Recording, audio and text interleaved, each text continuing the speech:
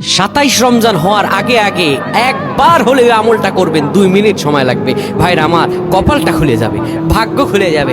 আপনার সন্তানের জন্য, আপনার বিদেশের জন্য, আপনার কাজকর্মের জন্য, ব্যবসা বাণিজ্যের জন্য, সকল কিছুর জন্য আপনার ভাগ্যও খুলে যাবে। আল্লাহর কসম করে বলছি, এই আমলটা যুবকেরা তোমরা পেলে শেয়ার করে দিবা। আমল না করেও সব পাবা, শুধু তোমার একটি শেয়ারে তোমার আমল হয়ে যাবে।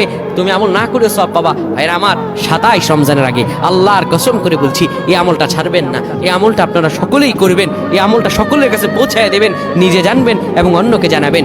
যত মানুষ বিপদগ্রস্ত আছেন, যত অভাবে আছেন, বিদেশে থেকে দেশে আসতে পারতেছেন না, বিদেশ যেতে পারতেছেন না, বিপদের উপর বিপদ লেগে আছে, 27 রমজান হওয়ার আগে আমলটা করেন। 2 মিনিট সময় লাগবে, আর বেশি না। যখন ঈশার নামাজ আপনি পড়বেন, ঈশার নামাজের পরে ওযু করে নেবেন, সুন্দরভাবে পবিত্র পরিচ্ছন্ন হয়ে বিছানাটা ঝাড়ু দিবেন। বিছানার ভিতরে এরপরে আপনি শোয়ার আগে সুন্দর করে আপনি ঘুমানোর আগে পড়বেন, ইয়া মালিকু